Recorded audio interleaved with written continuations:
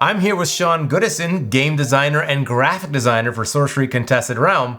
But around these parts, they're not just known for designing awesome cards and being the voice of the Grandmaster Wizard, they're also one of the people that helps make sure our foils really pop. So Sean, thanks for taking some time to talk with us. Always a pleasure. You've been involved in this process for a little while now, but this is what we call the roto process. And for people who aren't familiar, what does that mean and how does that affect the final foil of the card? Yeah, so roto short for rotoscoping, which is like a animation industry term. Usually it would be going in and cutting out people in like live action footage so that you can replace the background or do that kind of thing. And so here, basically, it means for us going into a final piece of artwork that we know is going to be going onto a card and cutting out a bunch of stuff, picking out bits and pieces of the artwork that we want to focus on, and basically preparing the Photoshop files to be turned into the foil mask. You know, one thing that's really interesting working with Sorcery's hand-painted art, I had to do a little bit with the trailer back in the day, is that unlike a digital art where you might get a file in a Photoshop PSD with layers, and you're like, great, I've got all the layers. Yeah. With hand-painted art, there's a lot of detail to work around, and different styles maybe lend themselves more to others. So, how long does it typically take to roto a single piece of art for a card? And, would you agree that some are much more complex than others? Yeah, 100%, yes. Like I said, part of the process is a bit of a judgment call or a bit of a creative one of figuring out what is the focal point. If there's a particular singular figure, maybe on one of our minions, or if it's like a monument that can be very obvious. Sometimes, especially in auras and magic, it might be a little bit more vague because it might be, here's a scene with a bunch of stuff going on. So how are you going to split that up into different important objects? Like you mentioned, this is hand-painted artwork coming in. It's not necessarily got super clean edges to some objects and things. So if you take, for example, a Jesse Pilkis piece where his style uses very strong black kind of graphic style outlines on things, very clear where to cut. You compare that to a Drew Tucker piece, which is a little bit more emotive and a little looser on the edges and things. What I end up doing quite a lot is zooming out to kind of go, oh yeah, those two different shades of yellow, this one from a zoomed out point of view reads like it's part of the arm, and then I'll zoom back in and cut there. So it's kind of zooming out to take in the whole thing and get the impression of it, and then going, okay, well now I know kind of the shape that is being implied here, and then zoom in. So if it's like someone with pale skin but a cloud behind them, when you're zoomed in, it might be a little hard to see exactly where that separation is, because again, the colors are, or the paintwork is all natural, a little bit rough on the edges and things. But that's one thing we can do to kind of get around that, which is zoom out, take in the image as a whole, and kind of read where those shapes are kind of supposed to lie. And now you've always been someone on the team who has had a really strong grasp and appreciation for the art itself. We would often play games where you try and cover part of the art and be like, can you guess which one this is? I can only imagine after spending so much time rotoing that you must have heightened that skill to a superhuman level by now. Yeah, I probably have a pretty good sense of be able to quickly recognize all the cards by parts of the artwork. I know that branch. It's wrong. Yeah. I had one little game a while ago, which was who's that little guy? And it was literally, okay, here's zoomed in some random critter that's in the background of a piece of artwork. And it's whether it's the Grandmaster's owl, or it's the owl that's sitting in the rafters of Bone Rabble, or the owl that's sitting in a tree branch next to the Elvelyn Dryads. Oh, can you guess which piece of artwork this critter is from? And that'll be one But I yeah, can I immediately think of some stuff coming in Gothic that game can continue. 'Cause there's a little hidden turtle in one painting. We'll see if people can find it. A little turtle. We'll talk off air about if you can okay. guess what it is. But yeah, that kind of, it's really important to me to make sure that um, the foil versions of these cards look as good as possible, because artists have spent so much time on these pieces. So again, going back to your comment about how long it takes, sometimes a piece of artwork is, maybe there's like an abstract background. We've got something from like Heidi Telfer that is a bit more abstract background, but with a very clear like focal figure in the front. It's like, okay, that might not take too long, because we really just want to get that separation between the focal figure and the background. So cut that out and you're good to go. Um, I can't mention the artist name because I don't think they've been revealed yet, but there was a piece in Gothic that basically had a bunch of not quite an abstract background. It was like kind of scattered water droplets. And for that one, I took one look at it and was like, well, each individual water droplet has to like show up and be shiny, so that when you tilt the card, it looks like it's been, misted with water. It's like, this is going to take an hour as opposed to 10 to 15 minutes. But the art demands it, basically. It's like it's the thing that will make the card look its best, so I have to do it. And I think that's like the thing that I really appreciate about you and members of the team that are involved in this process is having such a appreciation for the artist's art, and like having such a deep understanding of how art is made allows you to kind of unlock this, right? You can look and step back and say, oh, okay, I see what needs to be done here. You understand the basics of the composition, et cetera, and how do you really like accent those with foiling. Do you ever find yourself in a spot where you're like, oh no, like I need to go consult with an artist or get feedback on this just before I, move forward?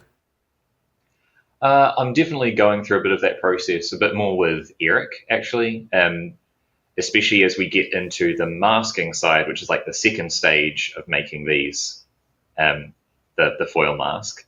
And part of that is just trying to find where you can ramp up the contrast as much as possible.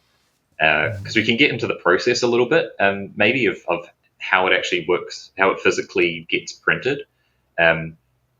But the thing that we're really pushing for is finding those points of really, really high contrast, because that's where you actually see the edge of the foiling much clearer. If you have like a gradient, it's not so noticeable when the foiling is kind of petering out. But yeah, it's trying to find those hard edges, because that's what looks best.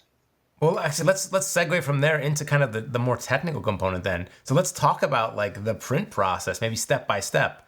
If maybe someone's never thought about how a foil card is printed, what's actually happening when the sheet goes through the press? Yeah, so we've got our regular kind of card stock, that we would usually just kind of print straight onto. A foil has a couple of extra layers that it goes through, so there is an actual foil kind of sheet, I guess, that gets laid down onto the printing surface. Then on top of that, we print our roto mask, which is essentially a white ink layer that will suppress certain areas of that foil from showing through. And so that's where, like I mentioned, a really high contrast area could go from full foil to no foil at all on the other side. And those are the bits that really show up. So we print the white over top to mask out certain areas of the foil. And then finally, you print the actual card art on top of that. And even then, you have a little bit of natural masking going on, where brighter colors will allow the foil to come through a little bit easier, whereas darker colors won't. And so that's something we can kind of play up a little bit as well, or something to keep in mind when we're creating the masks. And we've teased that with our organized play, there may be a future card or cards that have a different foil treatment. When you're experimenting with things, when you're adding new styles, is it just as easy as like, oh, I make a regular foil, great. If I want to do a different foil treatment, I just like hit a button, or they just print a different thing and like we're done, like move on? What changes? There's a couple of places in that process that things can change. So the extra step that I didn't mention just before is once the artwork's placed, on our foils we also have the silver kind of borders and text that get Right. placed on, which is actually the final step. And so that's more what is properly known as foiling. The other stuff, the shiny layer is maybe more in the profession referred to more as like a holographic kind of thing. And so both of those can be switched out to get different like foil treatments. So it might be a different type of holographic film that you put on the bottom that shows up colors in different ways, or like we've all seen the ones that are like, there's little like a star pattern all the way through it and all that kind of stuff. So you can change out that sheet before you print the artwork on. And you can also do different like silver or gold foiling treatments on the top as well. So those are both things that we could play with to do different styles. But, Although but then you we just like for the hit most part, print like and you're like, oh, look at that, it's great, like we're done? Or is it like, is there a delay? How does how do you make tweaks and adjustments, and how fast can there's you definitely account for those? definitely some process to go through there, because you can get sent a print book that has examples of all of these things, but until you see a final product, you really don't know how it's going to mesh with your artwork or with our like rotoscoping masking style.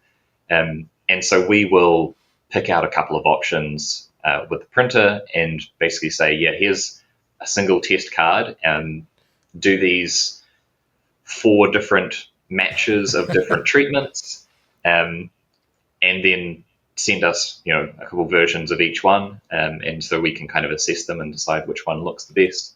A lot of this stuff was done kind of pre-alpha to settle on what our foil look is.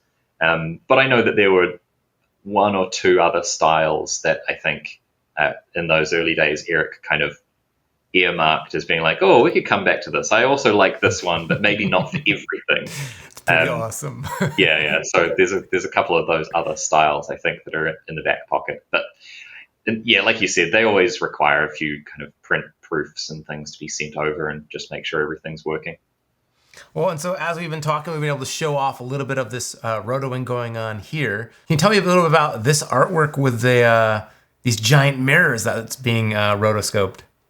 Yeah, so this is a piece from another one of our new artists showing up in Gothic, David O'Connor, who's got some really awesome, very classic fantasy-looking pieces.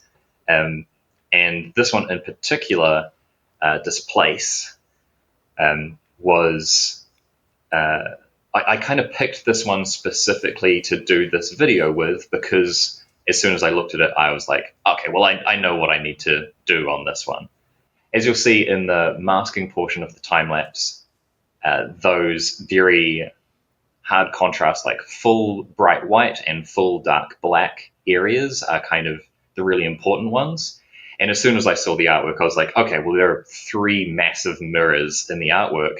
The surface of those mirrors needs to be shiny. So that's an obvious step straight out the gate. Those are going to be full white. So, okay, there's some figures standing in front of those to have the contrast be as high as possible. We'll make those figures in kind of full black, and do the same with the frames around the glass of the mirror, so that that contrast between the focal point, which is the shiny mirror sections, and the stuff around contrast is as high as possible. So it will be very, very clear that, like, oh yes, the shiny mirror is here. And then outside of those, it's kind of making sure that there's enough other sections being highlighted, so that it's not too focused down to just a small section being shiny. You still want other stuff, and like things we try to pick out quite often is like bits of metal being as shiny as possible, or people's eyes. On the reverse of that, like skin or wood, we'll often try to make that fully black in the mask, because then people don't look like all sweaty. Well, I think that's one thing I hope people get a takeaway from this video, is that the art we get to work with at Sorcery is, I think, world class, right? And then Oh this yeah. extra care and dedication that goes into like, how do you elevate it further when we have a foil card, right? We're gonna have the full art on the back, which in itself is like this crazy celebratory thing. But then on the foil side, like really pulling out those details. When you're Yeah. going through this process, what's the moment that tells you like, yeah, we nailed it? Like, can you get a sense of that like on the digital screen before you send it out to print? Or do you have to wait to like hold it in your hand? You can tell a little bit, like usually towards the end of the masking process, it's like, okay, no, this is looking good. There's a decent spread of white areas across the card, so there'll be plenty of foil showing through. Um, I can, even in this high contrast black and white version, I can still tell what the artwork is. I can see the different objects and everything. Um, but of course, like nothing compares to getting a final product back and like being able to flick it around and actually see those things shining through. So yeah, I'm kind of in the tail end of the process at the moment for Gothic. Very excited to get these cards back and have a look at how they Just turn do out. that, do the slight tilt thing in the light and be like, ooh. Yeah. Yes. Do you have a favorite foil card that you've done so far that we can talk about? I think that one that I mentioned with all of the water droplets on it, Okay. I just like it's gonna look so cool. It took ages, but I know it's gonna be great. There's actually there's also a couple of Elvira Pelikovska pieces Hmm. in the set, which okay, you've got Gothic architecture with arches and kind of buttresses and lots of cutout sections. That kind of like stained glass window look like you find in like the um, stained glass windows and things like that. Where it's like, okay, here's some really obvious sections that I can cut out and put that high contrast in, and all of these structures and forms are going to look awesome. But like, there's quite a few of her cards that I'm quite excited to see how they shape up. Well, that's fantastic. And so, for folks listening, I hope you got a sense of just what exactly goes in behind the scenes after the art arrives at Eris Curios and they have those final copies and they have to say, how do we take these images and make them really pop to become the foils that everyone comes to love and cherish today? So, let us know down in the comments below what's your favorite foil card in Sorcery. And thanks so much for tuning in as we kind of talk about the process and things that go on behind the scenes here at Eric's What's Curiosa. your favorite? What's your favorite, Oh Chase? my gosh. See, I have Put a you on the hard time with spot. that. Yeah, well, I mean, the funniest thing is it's like it just really depends on the composition, I guess. Like I just happen to have right in front of me Castle Haunt from AL, and it's like Oh, you kind of have your cool like ethereal ghost sort of foils or Keening Banshee. But really, it's a horrible like non-answer. But I just like them all. I feel like what happens is like I get so excited about just getting like a favorite card in foil, period, and yeah, then it's like a little bit of a game where a lot of times what happens, I'll get it and I'll be like so excited and I'll put it down. But it's like when I'm putting it back in my binder that I'm like really like, oh, like let's take a look here and like zoom in and like start to really appreciate the details. Because understanding how this process works and that you had to manually cut out each thing, I think now I'm actually kind of drawn to finding like the non-central things that you've done. So I'm like, it's like, oh, like on this card, Sean may have had to spend extra time like pulling out the handle on a tin cup or something. And it's like, yeah, I want to yeah. find like, what's the little things that like maybe, you do take in all at once, but like if you don't really look for, you might not know to appreciate that someone, really invested time to have that effect. So yeah, I guess it's kind of like a I love them all sort of answer, but Yeah, it's actually really true. For me, it's fun because I'm not part of the process, so it's all exciting to me. Like it's a surprise, right? Because I just go from like, oh, I've seen the art, and then I see how the treatment looks, and sometimes there's a few cards that come through where like I hadn't realized what was below the text box on the full art side. So there's a few that I get like caught. I'm like, oh yeah, that had that, or like, oh, I didn't even know that. So getting a foil for me Yeah. just is like pure joy all around. There'll be plenty more uh, under the text box Easter eggs to come. I've seen a few in the last couple of weeks. So yeah, I mean, and that's again, you got like the most like zoomed in appreciation of all of this. So Well, yeah. so we love what you're doing, and community. I hope you guys appreciate all the stuff that's going on behind the scenes at Eric's Curiosa. So like I was saying, let us know in the comments below what's your favorite foil that you've seen, and we certainly know you've got plenty more to come to be excited about. Well, Sean, thanks so much for taking the time to talk with us. Oh, no problem. And everyone else, in the meantime, best of luck contesting the realm.